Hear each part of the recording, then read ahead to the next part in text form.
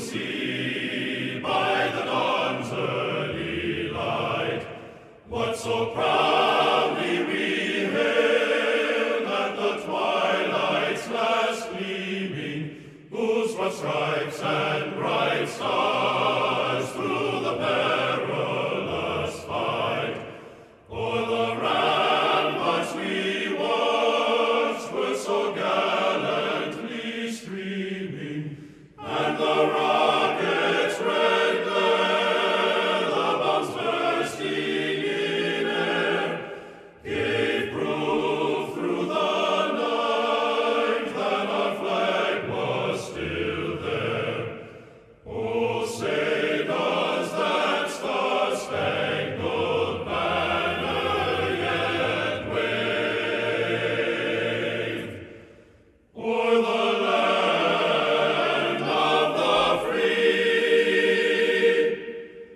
and the home of the brave?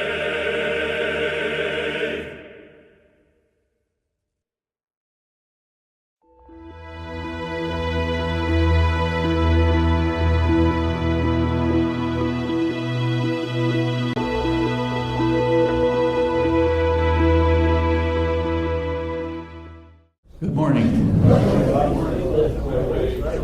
Well, we're all present and accounted for today, and nice to have Christina here, and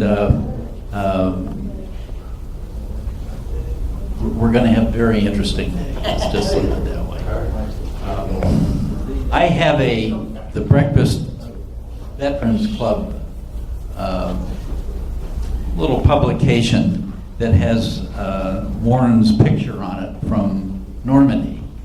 So if anyone wants to review it or look at it, I've got it right here. I think you probably saw it a week or two ago back on the table there.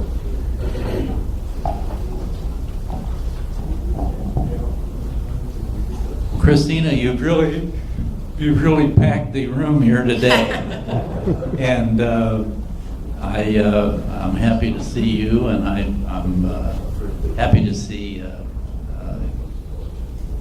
all the things that you've done at the airport, and you've added a lot of class to the city and the area, and you've added a lot of professionalism.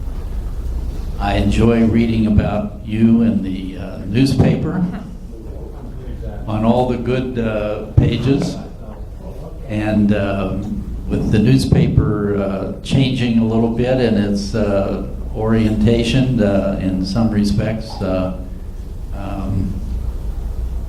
it's nice to have someone who's forging ahead in a positive way. We're going to miss our cartoonist, Rob Rogers, but I'm sure he won't be long before he's working somewhere. Well, maybe the Sewickley Herald will pick him up. I don't know. I'm sure he's not without possible places to go. Maybe he'll have a phone call and decide to stay here. Let's hope so. But I wanted to introduce Christina again. She was here a couple of years ago, right after she had moved into town and was looking for a place to live and exercise, and she belongs here at the Y. I thought that that was a good sign to come here and sign up, and but I'll turn it over to you, Christina. Hey, good morning. I was here in October of 2015, so it's almost 3 years. I had moved to Bell Acres in August with my family. Happy to say we're still here. Everybody's happy, my husband and my son. And I was working out at 6:30 this morning here at the Y, so it's nice to be back just a couple of hours later. Thank you, Dr. Ford, and to all of you for coming out to hear what we've got going on and what we've accomplished in the last 3 years. I am sure there are a lot of opinions about what I've done and some questions, so I'm happy to answer them. But let me set the stage first for what's been happening at the airport. It's always good to talk to groups that actually really pay attention. And I can tell just by walking in the room and some of the comments that you all are reading about what's happening out at the airport, and that most of you know how important the airport's success is to the future of the region. Because you all saw what happened when US Airways left, the hub left, and a lot of businesses and jobs went away. So a very vibrant and accessible airport is critical to the future of the region and supporting the region's renaissance. So we've had a lot of great achievements in the last year, but I actually need you to think about those in the context of we're just getting started, and I need you to actually think bigger. Because the story of the airports, both of our airports, Pittsburgh International and Allegheny County Airport, which is out in West Mifflin, we're actually just getting started. We have big designs before us. I'll talk about the master plan, which is, or a modernization plan. Whoops. Am I still on? Yes. Yeah. Okay. All right. I'll talk about our modernization plan at the airport, and we also have at County Airport, we are beginning a master plan to look at highest and best use of the building itself and how we better support general aviation for the community. So when we think about our airports, we're looking to create a vibrant, stronger region that's much more accessible for people who want to come in and for the people who want to leave. It matters that our airport is reflective of the region's renaissance, and it matters that we reflect everything that's going on in the community right at the airport. Because for those of you, somebody moved here from Kentucky, Chicago, something, one of the new members, people come in all the time, and sometimes for the first time, and a lot of those folks are looking at Pittsburgh right at the airport as their first impression, right? It's the first thing that people see. And that means families coming in for colleges, it means visitors coming in for the first time, folks coming in for conferences, and business people looking at whether or not this is a community that makes sense for expansion of their company or to relocate a new building. So any speech about our airports has to translate into a focus on what's coming for the facilities, because the facilities are so important to what the brand is, what the impression is for the greater region. So we see that the airports that Pittsburgh deserves are reflective of the region and its culture, sized appropriately, because we're too big today, and are flexible enough, the building infrastructure is flexible enough to adapt to the needs of the future. We have a design before us, a plan before us to open a brand new terminal in 5 years. I promise we have no idea what the technology is going to be in 5 years. So we don't want to make plans based on technology today. What we want to make plans for is a flexible infrastructure that can adapt as we move forward. So we are working hard to leverage the buzz about Pittsburgh. And I think I said this before, I say it in most of the talks that I give, the memo has not landed everywhere. Not everybody gets it, that Pittsburgh has reemerged after Steel and after US Airways. So we spend a lot of time promoting what's been happening in the region, because that's what the airlines care about. They don't care about our runways, they don't care about our gates, they assume all of that works. That's just a basic assumption about a US airport. What they care about is what businesses are growing, what type of population growth are you seeing among millennials, how often do people travel, who's coming in, which markets are growing. So I want to put this in context with the fact that, and you all know this, most of you lived through it, we suffered over a decade of consecutive losses. And that constituted a real crisis. Less than a quarter of the number of total passengers that could use the facility were using the facility. Because since the airport was built 26 years ago, it's not the new airport anymore, the aviation industry has changed dramatically. Different business models, different equipment and different facility needs, and different needs for passengers and airlines is what we're facing today. When that airport was built, there was no TSA. There were no checkpoints. Everybody went to the gates and saw each other off or greeted people as they came in. You weren't going through magnetometers. So we have seen those changes at our airports over the past decade, and we knew we had to do something to turn that around. That's why I was brought in. So I said this before, and I keep saying it, the hub's not coming back. We're not trying to bring it back. That's not our goal. What we're looking at is how do we plan for the future, for all the aggressive growth that we know is coming, that we're already seeing, and what do we do with a 26-year-old facility? So we had to start, as we answered those questions, with being brutally honest about where we are today. We have 75 gates, 2 million square feet of space between the landside terminal, where you check in, baggage claim, and airside, where the gates are. That's connected by a half a mile and a train. That train costs us between $3 and $5 million a year to operate. We have 8 miles of automated baggage handling system conveyors. 8 miles of belt. That was built for a connecting hub airport, meaning it was built for passengers going from gate A19 to D79. Nobody was supposed to hit the curb, or maybe 20% of the passengers, but certainly not 100%. We have an inflexible landside terminal that is not built for people to be coming and going from Pittsburgh, which is why we have 2 separate security checkpoints, right? We have multiple curbs on 2 levels with 17 bridges that move people back and forth from the landside terminal. We have too many ticket counters, too much baggage claim space, and a whole lot of wasted energy during slow and off-peak times. And you can't just turn it off, so please don't offer me that solution, okay? It's all connected. We don't have 1, we have 2, as I said, separate security checkpoints that feed the same terminal. They have very little room for expansion and very little room for flexibility for technology improvements.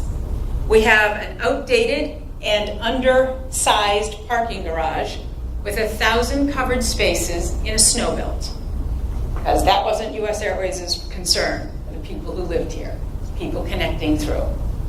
And the airfield is too big. We have 4 runways. We have 350 daily operations, takeoffs and landings, and 9 million passengers.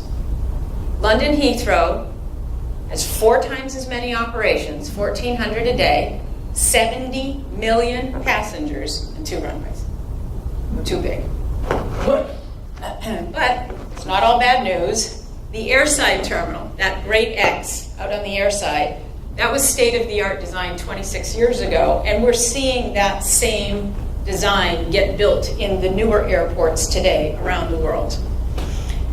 So while we have too many gates, the airside facility works, and it's laid out properly, and it is functioning. It needs to be updated, but it's functioning. So we have gone out to bid for architecture and engineering firms, A&E firms, designers, to help us figure out what that terminal that we want to put in between 2 of those X's, okay, is going to look like. So our terminal modernization program is all about joining landside and airside so there's no more train. No more train. Doesn't make sense. And the way that we talk about our modernization program is big box, loose fit. So what we're designing is a very large terminal, okay, that attaches right to the airside. Like when you go to the airport in Boston, or when you go to the airport in San Diego, you walk through, check in, you go through security, and you're there. You don't get on a train. We don't need a train. So we want to join the landside and the airside and eventually take out the train and take away the usefulness or the usability of our existing landside terminal. We will build a new parking garage. We will realign roadways, and we'll operate a whole lot more efficiently. This will save the airlines about 25% in costs because we'll have a smaller footprint. We will be able to move things around inside. If in 5 years we're all using biometrics to go through security, then we won't need those lanes. So you need to be able to move things around inside the terminal. We can't do that on the 4 floors that we have today. So we're choosing the designer we're hiring the A&E firm, and yesterday the board approved our program management firm. We've hired Jacobs Engineering to oversee a lot of the construction work. I mean, we'll do it obviously, but they will be working directly for us. And next year we're going to start to bid the construction work. So we expect a shovel in the ground next year, and we expect to be open in 2023. Because we're building on ramp. This isn't taking down trees, this is already ramp that's out there. So we just got from the FAA a finding of no significant impact, meaning we don't have to go through an environmental assessment. And we can keep the airport open and operational while we're going through the building, because it's not going to impact any of our daily operations. So we're going to see some changes taking place this summer and into the fall to get ready for that. For anybody who flies JetBlue or Spirit or Frontier, your gates are going to move. And I think there was an article in today's Gazette about the fact that our 30-year lease with the airlines has just ended. So we have to renegotiate our lease with all of the airlines that operate there. And as a result of that, American Airlines, which used to be US Airways, which used to have a whole lot of gates that they leased, said, we don't need them all anymore. So things were going to move around anyway, but then we're also going to move around all the airlines that are on the inside of concourses C and D. So you're going to see different gates over the next 3 to 6 months. We are also reminding everybody that there are no county taxpayer dollars in this. There never have been. The FAA funds some of our airfield improvements, as they do at every airport in the U.S. To rehab a runway is about $100 million. Right? So the FAA pays for 75% of that, and then it's up to us to pay for the other 25%. But we have had an amazing run in terms of accomplishments. We've doubled our nonstop flights. We have grown in terms of passenger traffic. Last year, we grew by 8.2%. The year I got here in 2015, we had 1.6% growth. In 2016, we had 2.2%, and last year we had 8.2%. This year to date, we're at 10.4%. So what that tells me is I was right. This community was so dramatically underserved from an airline perspective that when you bring the right service in, people show up, they fly. They come in and they go out because the flights are available. So you're going to see Salt Lake start in July. Salt Lake City is going to have, Delta's going to start flying a daily nonstop. Seattle starts with a daily nonstop in September by Alaska Airlines. Frontier just announced San Diego, which will start soon, twice a week. We've had a lot of growth and a lot of success, which has everything to do with the team that I've been lucky enough to assemble. One of my colleagues, Bob Kurlick, is here. He used to write for the other paper, The Trib. Now he works for us. So we have a great team, and that team has worked really hard to make all of this possible. We actually were named Airport of the Year last year by an international publication called Air Transport World. And that's a publication that airline CEOs around the world read. And for 40, 50 years, they've been giving out awards for Airline of the Year, Airline CEO of the Year, environmental sustainability, Airline of the Year, etc. And 4 years ago, they started to give out awards for Airport of the Year. So the first year they gave it to Singapore, Changi. The second year they gave it to London Heathrow Terminal 2. The third year they gave it to Hong Kong, and Pittsburgh got the fourth year. And that has everything to do with our turnaround. It's not for the facility. We didn't get it because we have the world's best airport by design. It's because we're on a world stage having turned around a formerly dehubbed airport with so much success and such a fast pace that the industry is sitting up and saying, what are they doing over there? And then 3 months later, CAPA, another international trade organization, honored us with Airport of the Year for what they call a regional airport, under 10 million passengers a year. They gave the other two awards to Dublin and Amsterdam. So we're in good company. We're doing great things. We have passenger satisfaction scores continuing to climb. That doesn't mean we're doing everything perfectly, but we're doing better than we did before. We have also seen our operations increase at the county airport. More people, it's a healthy economy, so more people are flying private jets. And that's good news for us. We also introduced new customer service amenities at Pittsburgh last year. For those of you who don't know, we're the only airport in the United States that allows non-ticketed passengers to go through security. Monday through Friday, 9 to 5, you can go through without a ticket. You still have to clear a background check. You still have to go through TSA security, but you can go over to the airside. We're very lucky in that the Richard King Mellon Foundation is directly supporting our arts, culture, and economy exhibits at the airport. So there's an exhibit by the Frick, the Children's Museum, Rehab, the Kids Court area, along with the Carnegie Museums.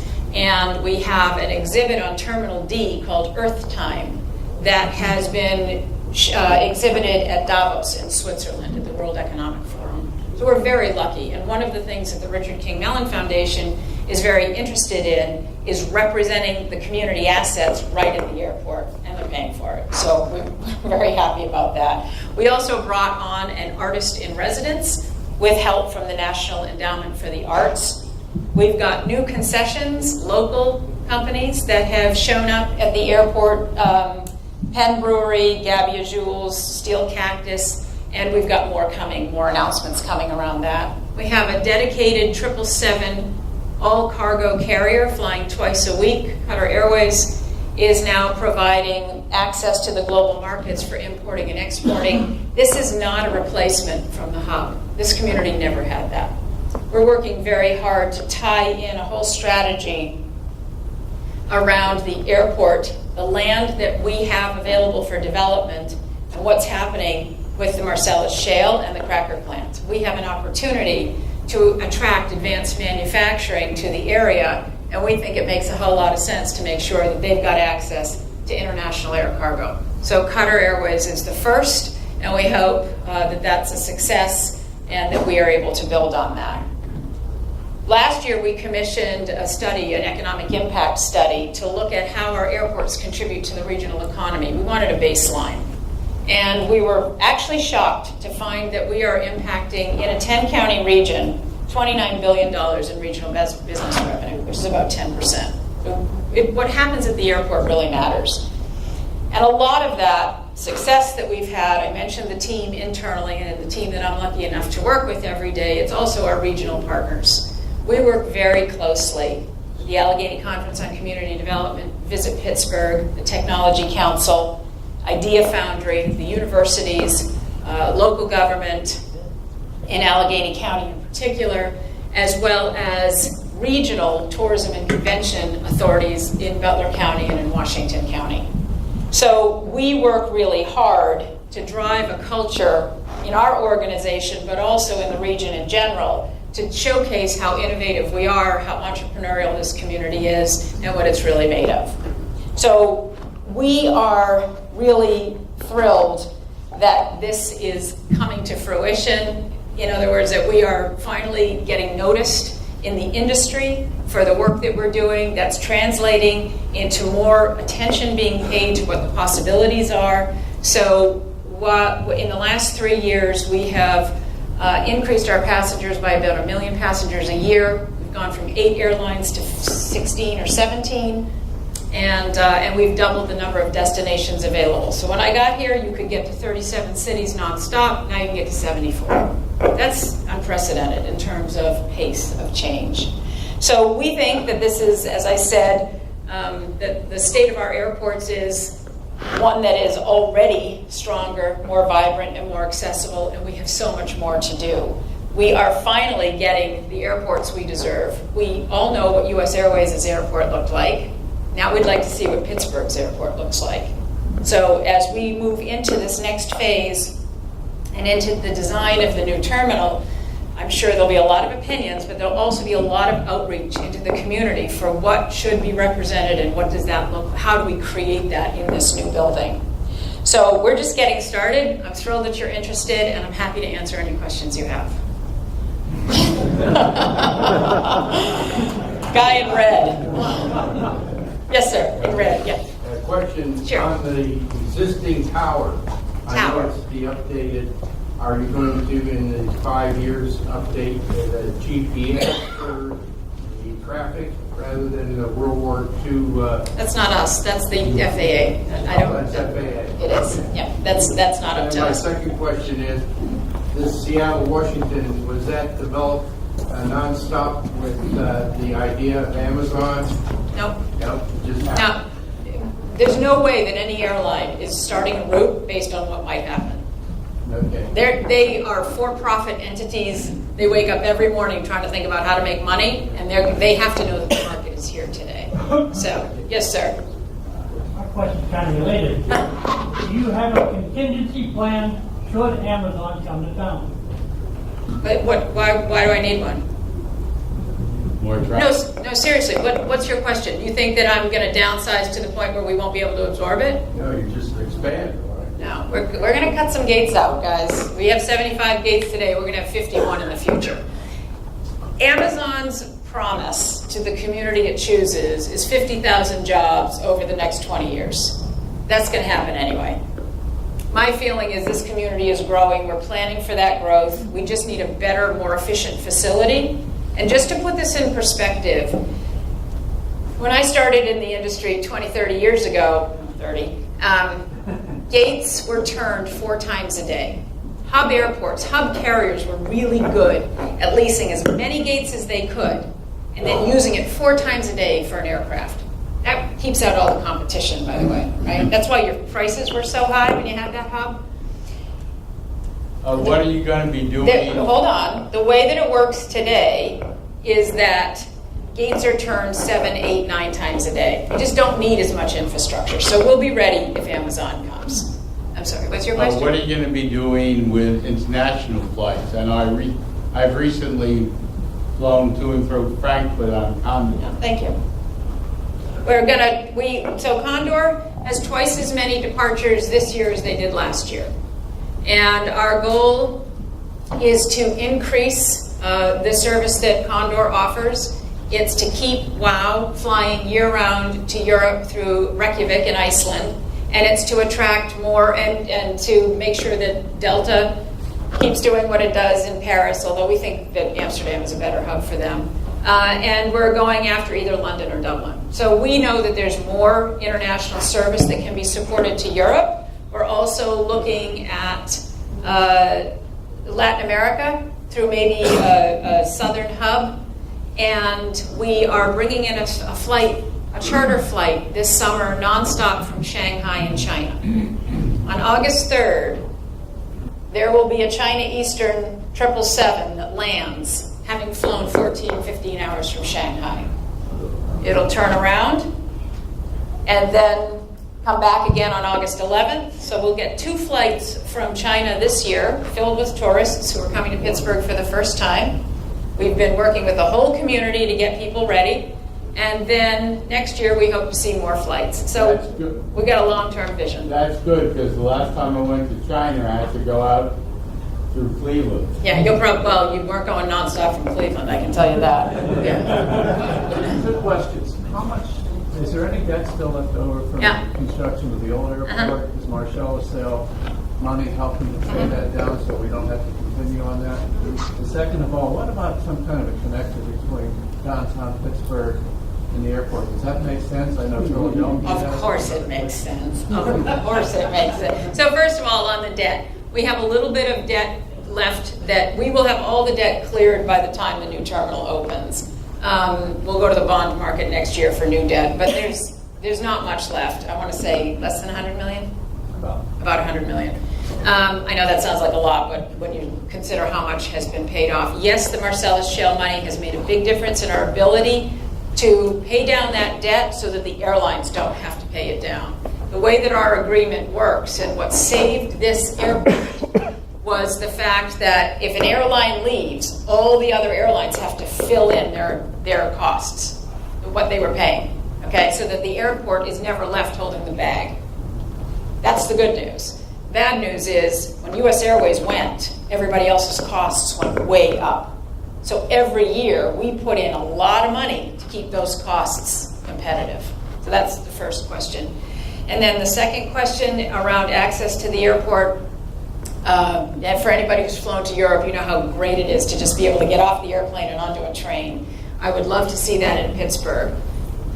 According to what the regulations that we're governed by at the FAA, all the money that we generate at the airport has to stay on the airport. So when people get cranky about the new terminal and they say, why can't you spend this $1 billion on, give me something, roads or schools? Because we can't.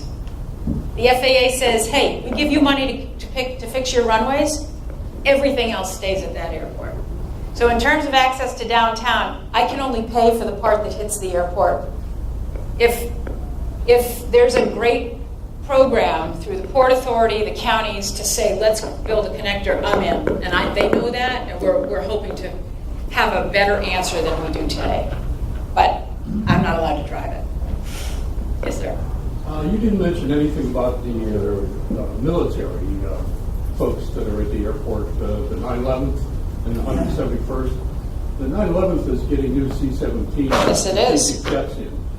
And I heard your comment about excess runways, and I thought the airport is a commercial airport, but it's also a military airport that's vastly used. Is there any issues at all with the military partners there at the airport, or anything that will change or improve or whatever? So one of the ways that the 171st was able to secure the C-17s is because we leased them another 25 acres of land. And we extended their lease by 25 years. And they pay us $25,000 a year for all of it, which is wonderful. Listen, we are incredibly supportive of the military. We have a military room at the airport. We sit on the Military Affairs Council. We leased that land and extended that lease without a hesitation, not even a question of whether or not we should do it. All that said, yes, they use our runways. But even with them, we don't need 4. Now, they don't want us to consider closing the south runway. They want us to look at a different one. So it's not a question of whether or not we need 4. It's a question of which one we keep. We stop rehabbing. And we may not, by the way, we may never be able to close a runway. The FAA, it's not my decision, it's the FAA's. What we're doing is we're looking at it in terms of cost and efficiency, safety, all the things that you have to look at, and the military is a huge component in that decision. So they will be right at the table with us. And we've been doing, we talk to, I've met with most generals. We talk quite often, and they're very important to us. So if I didn't mention them, I'm glad you did. Yes, sir. I'm sure you know that the old Greater Pittsburgh Airport had a small hotel. Yes. And I never stayed there, but I did stay at the Frankfurt Airport Hotel on the way Sheraton. back from Germany in 2000. And that was really nice to be able to just get up and get on a plane. I don't know whether any of those wings are reprogrammable, but I'm wondering if that is possible. It might be nice to get a company to bring a hotel in there. Well, we have the Hyatt today, which is attached to the terminal. In terms of being able to offer a hotel airside in a secure facility, there are a whole lot of companies that have that offer that service that we would be looking at in the new terminal, and we will be looking at how we integrate a hotel right next to the airport. You're right, it's incredibly convenient. Yes, sir. The fracking, what percentage of the revenue does that give you? And the second thing is, with the cracker plant looking like it is actually going to be built, what impact do you expect that to have in terms of international travel? 19%. We get 19% of everything that comes out of the ground. What percentage of that is the total revenue stream that you have? Oh, small. I mean, our operating budget is 200 million. I mean, it's, I don't know, 2%. And what about the possibility of more international travel? Maybe it's bigger than that. Well, yeah, that's great, but it's all there. I mean, the cracker plant itself, so Royal Dutch Shell is building the cracker. They're an Amsterdam, Netherlands company, right? And actually I met with the CEO of KLM at a conference recently and said, I think SkyTeam would be better off serving Amsterdam rather than Paris, because we have a lot more business traffic going into Amsterdam, right? The Royal Dutch Shell is part of that, and also the connections into Germany are very good. So you'd have more than one. Paris doesn't always have the best connections into Germany, although they're getting better. So, but we're very happy that Delta provides the service. Look, in no one company, you got to remember, for a flight to succeed, you need 250 people a day. Royal Dutch Shell is part of a story we tell. But the traffic to Europe is growing, and we know we need more service to meet the demand. Yes, sir. Is there any plans on the sedan services, like they wait for you with a sign and they have to walk to their holding area and you have to wait for the vehicle to pick you up? Is there any improvement in that part? Not until we get the new terminal. Once the new terminal is built, a lot of these things get fixed. For anybody who's come back internationally, we put you through this long trail through the back of the building. When I got here, you couldn't do that. When I got here, the answer was you get off an international flight and you go through TSA again. And then you can leave. So now at least we get you onto a secure part of the train. By the way, that solution costs us $1 million a year for contract security guards.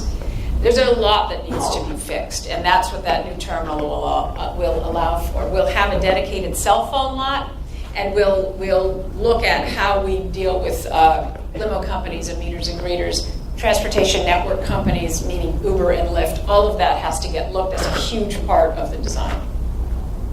Yes, sir. Yes, my question is on competitiveness at the airport from the consumer end. I live right next to the airport. I can be at the gate in 15 minutes. In July, I'm buying 4 family tickets to South Dakota for a family reunion. I've learned in checking the fares, Pittsburgh to South Dakota and Baltimore to South Dakota, that I can save nearly 500 miles by driving the wrong way and getting aboard at BWI for the round trip, which makes whatever's happening a bit uncompetitive. Now, I understand that's not the airport authority pricing that, but the situation is I'm driving a long way because of prices. Right, and so what I'd say is that that's not everybody's value of time. You have the time to do that. Not everybody does. So the way that the airlines price is according to competition. When there's competition in the market, you see prices drop. Full stop. That's always the way it works. So it costs more to go to Philadelphia nonstop than it does to go to Iceland. Right? Because the business model of American Airlines is, if we're the only ones in the market, then we will have a different fare structure than if we have competition. So we do work on looking at competitive markets. And something like South Dakota, where are you flying into? Pardon? Where's your, what airport are you flying? Rapid City, South Dakota. Yeah, so there's probably not as many opportunities from Pittsburgh to Rapid City as there are from Baltimore to Rapid City. Are you flying Southwest? The pricing I got was from Delta, I believe, who service both airports. Yeah. Both of them go through It's just the way it goes. Minneapolis or Yeah. somewhere. Yeah. So it could be that the inventory, the way that they price tickets, you could be sitting next to somebody in a plane that paid $19 and you've paid $900. The way that they price tickets is on that day, the seats between Pittsburgh and Minneapolis could have been sold out, so the few that were left were the high-priced seats. It's just the way it works. Yes. You mentioned general aviation at Allegheny County Airport. As a younger man, I flew out of Allegheny County a lot. Yeah. transport back and forth to that airport is nearly impossible in Pittsburgh, especially in the winter. Has there been any thought to moving that airport facilities to the existing? No, we're not moving the airport. We can't. Where would we go? Move it to the existing county airport, the main airport, Greater Pitt. Anybody can fly into Pittsburgh International as a general aviation pilot. Yeah, just pay the landing fee. Yeah, that's not up to us. I mean, you as a private pilot decide where you want to land, right? Wait a minute, what's the... From an economic standpoint, does it make sense to pay for two facilities? Well, they're self-supporting. I mean, yes, because there are a lot of people, especially companies downtown, PPG, PNC, they house their big private aircraft out at county. That's where they want to be. They don't want to be at Pittsburgh, or else they'd be out there.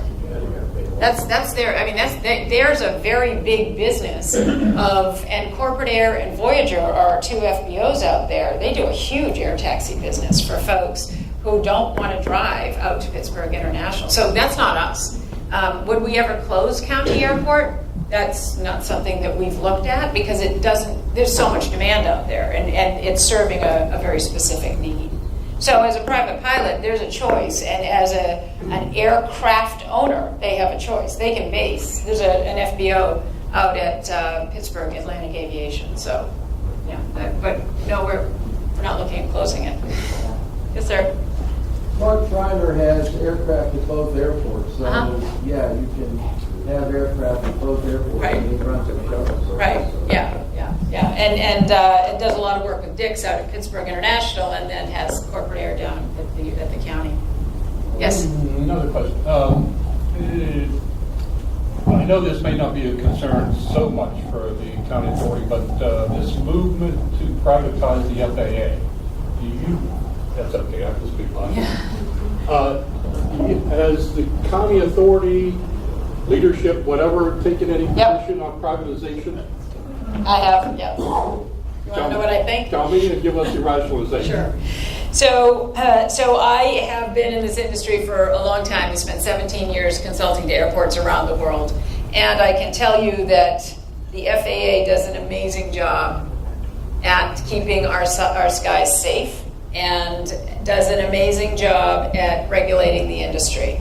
The problem is that because of the procurement process and the way that Congress allocates funding to the FAA, these guys go through fits and starts. The procurement process is, I'm on camera, so I'm not going to say what I think it is, all right? But, Turn the camera off. yeah, well, you can guess. We're all adults. Yeah, not the kids watching. So I can tell you this. We rehabbed runway 1432. It's our crosswind runway at Pittsburgh International. Took us 3 extra years, cost us $10 million extra. So you can guess what I think. I think they should do it. I think safety and regulation should be a government function, but in terms of getting the technology built and implemented, we're losing competitiveness. And there are examples of very complex systems around the world that have gone, and by the way, it's not privatized. It's not like IBM is going to run it. You know, it's the airlines, it's the government, it's constituents and stakeholders. I'll tell you who's cranky are the private aircraft owners. And I'll tell you why it got shut down. Is because they don't want to pay. To install it. Yeah. No, they don't want to pay to use it. Yeah. Drive up cost. So, yes. Southwest Airlines. Do they have any immediate plans to increase their exposure here? Yep. They have. Gary Kelly visited us, a year and a half ago? Yeah. So we've been very fortunate. We've had a number of airline CEOs come in. Gary Kelly came out about a year and a half ago, around the time of their 10th anniversary here in Pittsburgh, and he said this was the first market he opened as CEO. There's a lot of affection for Pittsburgh.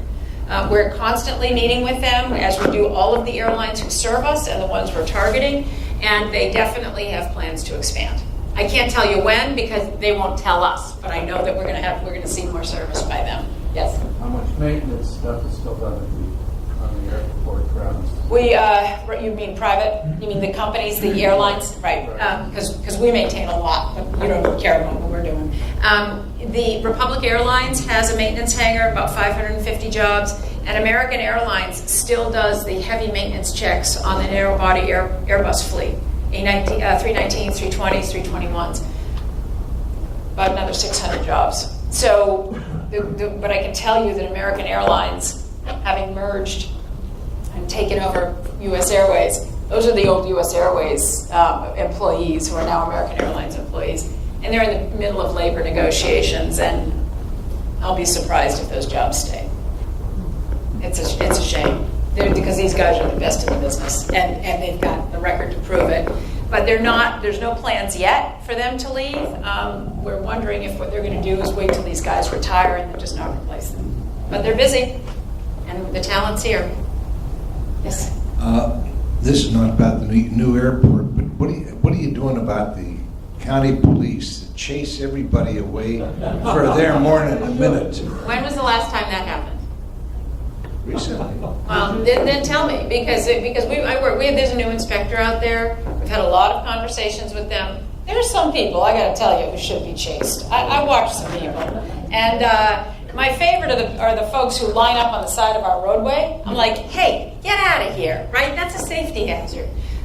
So they do understand that there is a customer service element to their job. They do. And I would say that the new inspector has been as focused on it as the last one. We had Inspector Kearns, now we have Inspector Palmer. They're good guys.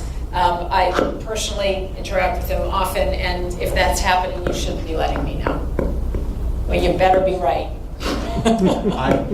I just want to compliment you and whoever made the improvements to the existing airside there, that the new, nobody's been there lately, to see the new floors that they put in there, and more recently the carpet and the wood implementation and the new painting that they've done. It gives an entirely different impression, I'm sure, to the people arriving at. And my son's a pilot for the U.S. for Southwest. Yeah. So we fly all around for free. Yeah, nice. And when I come to the Pittsburgh airport, as compared to a lot of other airports, we have such wide walkways with continuing walk. The conveyances you can get on. There makes it very convenient. Well, thank you. We have a very talented team that works on the interior design, and the floor was started before I got there. But we have, if you go into baggage claim and you see that carpeting that's in baggage claim, it's a bunch of squares in different colors. And when they first brought this to me, because we had really drab carpeting in baggage, and they said, we need to have more of a, ta-da, you're here. Like, we need the feel to be more modern, more updated. And you can do a lot with paint and carpeting, and I appreciate that you've noticed. We're gonna keep improving. I picked up my wife last night at the airport, flight from O'Hare, after something like almost 2 hours of flight. O'Hare is terrible, but the question I have is, as I was driving around 3 times that loop, waiting for my wife to get from the you know there's a cell phone lot, right? Yeah, I do, but the point I'm making is there was a guy sitting there each time at the same place with his hatchback open, sitting in a hatchback. I thought you weren't supposed to park there like that for a long time. And those are the people we chase off, right? So say they just didn't catch him. I hope you do. I do too. Because it's frustrating. They're not supposed to do that. And it's a huge safety hazard, right? The last thing you want is a bunch of cars parked with people that you don't know what they're doing. Well, that brings up a good question, Christina.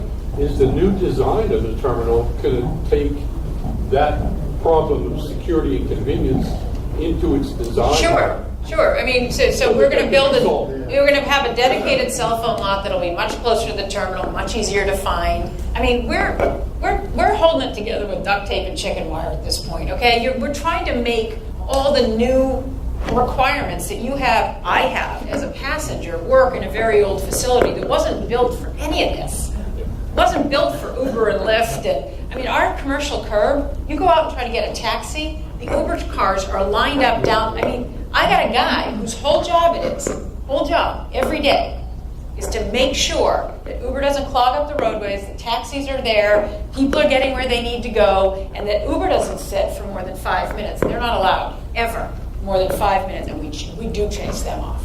So, but the other thing is you got folks circling, right? And we know that if the cell phone lot were more accessible, if it were right next to the terminal, you would have parked there. Exactly. So that's what we're going to build. Yes? I got 3 items. I just read an article that the FAA reduced their requirements for being hired. In other words, somebody coming out of the military with a lot of experience on guiding these planes is less likely to be hired than somebody that doesn't have experience.